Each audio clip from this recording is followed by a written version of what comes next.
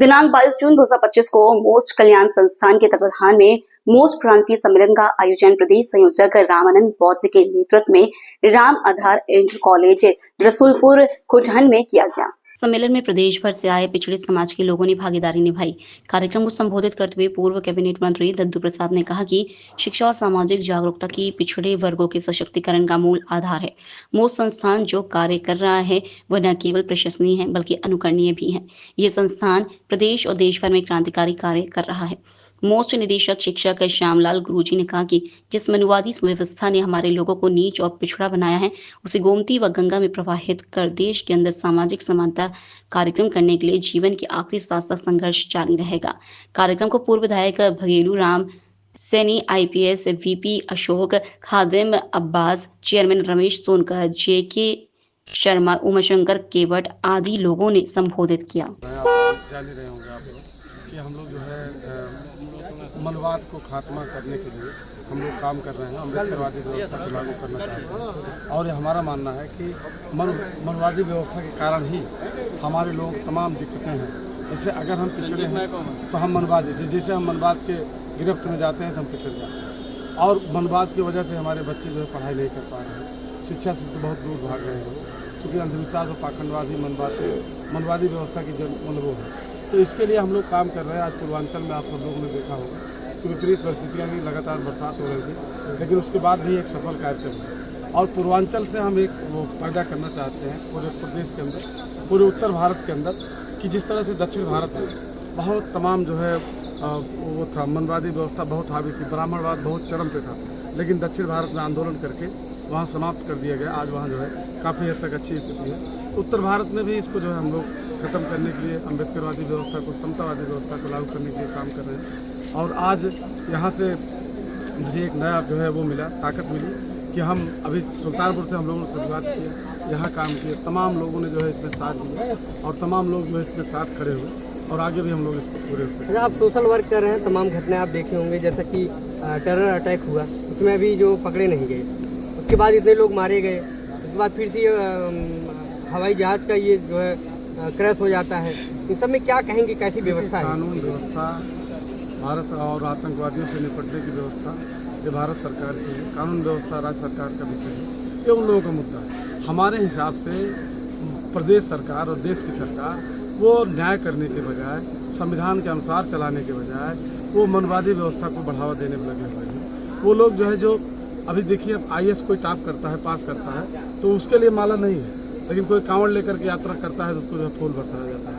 इस तरह से वो जानबूझ करके मनवादी व्यवस्था को और मजबूत करना चाहते हैं, पाखंडवाद को, अंधविश्वास को और बढ़ावा देना चाहते हैं। तो ऐसी सरकार से तो हमको नहीं लगता कि वो इस पर मजबूती से कुछ काम कर पाएंगे। संविधान के अनुसार काम ही नहीं हो रहा है।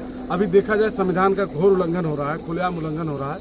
और जबकि जितना आप लोग जानते हैं, हम भी जान रहे हैं कि अनुच्छेद 356 में व्यवस्था है कि अगर संविधान के अनुसार शासन नहीं चलाया जा रहा है तो सरकार को बर्खास्त कर देना चाहिए। लेकिन प्रदेश की सरकार, केंद्र की सरकार एक ही है, तो उसमें कौन सा कार्रवाई करेगा उनसे? सरकारी विद्यालय बंद हो रहे हैं और गांव-गांव में शिक्षक हैं, इसके बारे में क्या कहेंगे? बहुत हम गांव-गांव निःशुल्क पाठशालाएं चलवा रहे हैं। आप जानकारी करिए भाई, हम सरकार तो नहीं है, गरीब बच्चे का, हाँ, गरीब बच्चे उसके लिए हमारी भाई, हम सरकार नहीं है, लेकिन हम गांव-गांव मोस्ट के माध्यम से निःशुल्क पाठशालाएं चलवा रहे हैं। राय जानना चाहिए, गलत हम राय क्या, हम विचार दे, आपको जो है क्रियान्वित करके दिखा रहे हैं कि वो स्कूल बंद करवा रहे हैं। हम गांव-गांव निःशुल्क पाठशालाएं चलवा रहे हैं। आप सुल्तानपुर में आप जाकर के पता करिए, हमारी टाइमलाइन देखिए। और हम चाहते हैं गांव-गांव पाठशालाएं चले, ज़्यादा से ज़्यादा बच्चे पढ़ें। लेकिन अब सरकार की नीति, भाई सरकार तो हम है नहीं, अगर सरकार को हम कंट्रोल नहीं कर सकते, सरकार तो हमारे कंट्रोल में है नहीं।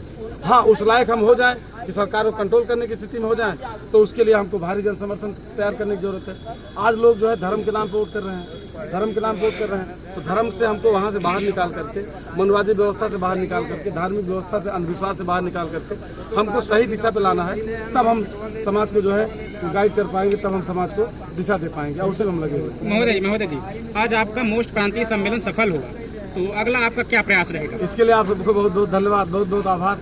आप लोगों ने बहुत प्रयास किया है और जिस तरीके से विषम परिस्थितियाँ, विपरीत परिस्थितियों में आप लोगों ने किया, बहुत बड़ा आप लोगों का योगदान है इसमें सफल करने में।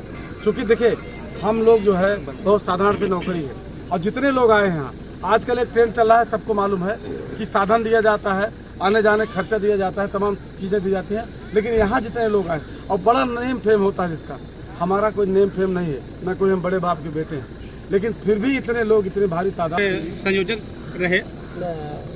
चलो ठीक ठीक। ये प्रयास क्या है आपका इस कार्यक्रम को लेकर के? कार्यक्रम को लेकर के प्रयास ये है कि हम डोर टू डोर जा कर के शिक्षा की अलग जगाएं और हर गांव में, चूंकि मोस्ट का पहले से डीम प्रोडक्ट रहा है कि हम निःशुल्क पाठशालाएं हर ओबीसी एससी एसटी माइनॉरिटी के बस्तियों में चलाएंगे और उनको शिक्षा से मजबूत करेंगे। उनको स्वास्थ्य में कोई दिक्कत होगी वो मजबूत करेंगे, उनकी कोई भी परेशानी होगी, मोस्ट के कार्यकर्ता उनके साथ खड़े नजर आते हैं, जिसका परिणाम आप देखे हैं कि जिनके साथ मैं खड़ा रहा वो सभी के सभी लोग इस कार्यक्रम में सम्मिलित। अच्छा, सभी गांव में प्राथमिक विद्यालय है, सभी गांव में प्राथमिक विद्यालय, बच्चे वहाँ पढ़ने भी जाते हैं, क्या वो सही नहीं है? मैं उसको बिल्कुल सही मानता हूं, ऐसा नहीं कर रहा हूं, लेकिन सरकारें लगातार शिक्षा पर कुहाराघात मान कर रही हैं और शिक्षा समाप्त करना चाह रही हैं। ऐसी स्थिति में बहुत कड़वा सत्य है, जब विद्यालय से बच्चा आता है तो शाम को और सुबह पिल्लू खेलता है, गोली खेलता है।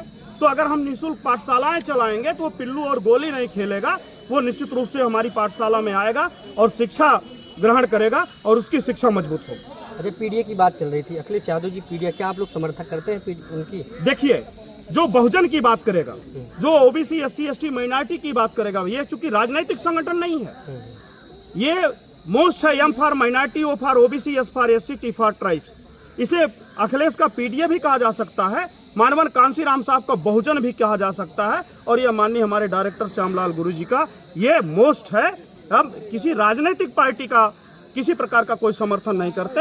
अगर हमारे मोस्ट की भागीदारी मिलेगी तो वोट तो कहीं ना कहीं देना है, तो हम मोस्ट को वोट देंगे, जो ओबीसी एससी एसटी माइनॉरिटी का होगा, जो हम देखेंगे जो भारतीय जनता पार्टी मनवाद के खिलाफ लड़ने का प्रयास करेगा, हम उसके साथ सहयोग करेंगे। हम तो वोट तो देना ही देना है, ऐसा नहीं है। अच्छा, ये कह रहे थे कि जो अभी एफसी वर्ग है वो कुछ जो है मायावती जी के साथ है, कुछ आज़ाद जी के साथ है, क्या कहेंगे दोनों? देखिए, इस पर मैं बहुत ज़्यादा टिप्पणी नहीं करना चाहता, लेकिन इतना जरूर कहना चाहता हूँ, हम पूरे ओबीसी एससी एसटी माइनॉरिटी को, जहां अंबेडकरवाद स्थापित हो, चाहे वह जिस पार्टी में हो, मनवाद के खिलाफ जो अंबेडकरवाद जहां स्थापित हो, हमें वहां रहना चाहिए। पढ़े लिखे लोग इसका निर्णय लेते हैं, इस जागरूक इसीलिए किया जा रहा है, वो ऑटोमेटिक जानकारी हासिल करके वोट जहां देना हो देंगे, स्वतंत्र। ठीक, शुक्रिया। लोकल से लेकर ग्लोबल तक की खबरों के लिए देखते रहिए सच्ची रिपोर्ट।